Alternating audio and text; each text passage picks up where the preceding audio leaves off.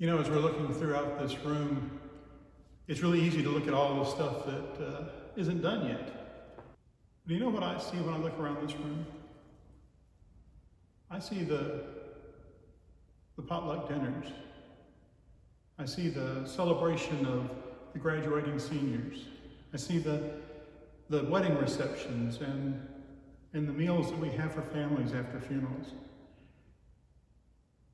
It's really easy to get lost in the fact that we're in the midst of this big coronavirus problem and we haven't seen each other face to face in a long time.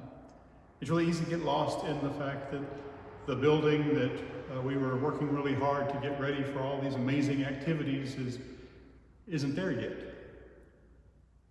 But that's why God comes and helps us look into the future and see what is going to be, not what we're afraid of might be. If you're like me, you've probably had lots of questions about the church during this time.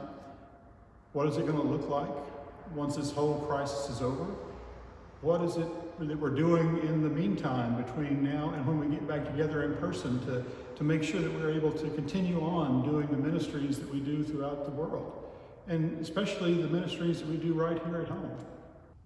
What I can tell you is the leadership team has been getting together through texts and emails and phone calls, and even one face-to-face meeting where we had it in the meadow and all the chairs were spread out about 8 feet apart so that we could see each other and almost hear each other, but not get close to each other.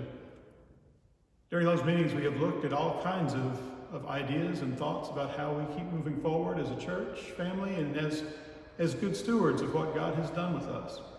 And one of the things that we've talked about is this very room. Where we find ourselves is having part of our building that isn't going to be usable for the foreseeable future unless we continue moving forward with this project. In order to do that, we have looked at all the financial resources that we have and have looked at the amount of money that people are contributing during this time, and we've had to make some tough choices. The first choice that we had to make was that all the big dreams and things that we had for this place, we're going to put a lot of that on hold. Our goal for the renovation at this point, from this point forward, is to get the place fixed up to be usable, which means putting in all the flooring and the ceilings, all the painting, getting all the kitchens set up and the serving areas and all that, getting the appliances in, but not doing some of those things that we had really thought would be a wonderful addition to it. We're not going to be mounting the big screen on the far end of the room to be able to show the videos, things. We know we can do that in the days ahead. We're not going to put the big pull-down door to separate completely the kitchen from the fellowship hall area. That'll come, but it's not something that's that important right now. And we decided that we're going to keep using the same tables and chairs we've been using for years. We would rather have new ones, everybody would, but at this time we felt that was the kind of thing that we needed to hold off on. And yet, here we are with this construction project still in hand.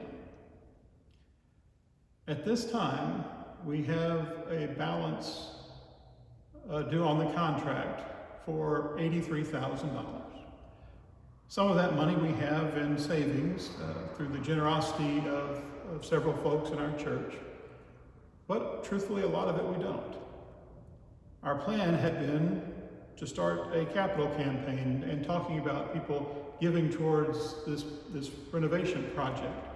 And unfortunately, with all this going on, that's not the place we're at. As the leadership team has examined all the options and all the possibilities of what we can do to be able to make sure that we make all of our payments that are due for our staff and for things like insurance and utilities and those kinds of things, and to make sure that we were able to get this construction project completed in a timely manner. We have decided that the best avenue for our church is to take out a loan.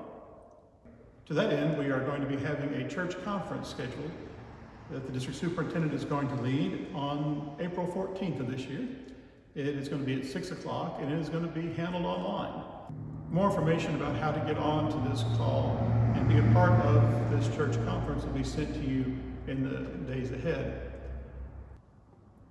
The object of this church conference is for us to vote to approve the church borrowing enough money to make it through this project. Now, What we know right now is that we need about $55,000 for sure. What we also know is that with every construction project, even ones being built to the minimal viable product that we have, there are other costs that are going to creep up. And what we don't want to do is to ask simply for the bare minimum we need, only to find that we're in a problem that we can't get it. So what we're doing is we are going to seek the option of borrowing up to $90,000. Now, our intention is not to borrow $90,000. Our intention is to borrow considerably less. And with the generosity of folks from our church, it may even be possible that we don't borrow hardly any at all. But we want to be able to have that available. I know the idea of $90,000 seems like a big thing, and it's easy to get fixed on that. But what I will promise you as your pastor and as part of the leadership team is that we have no desire to borrow one dime more than we have to make this project complete.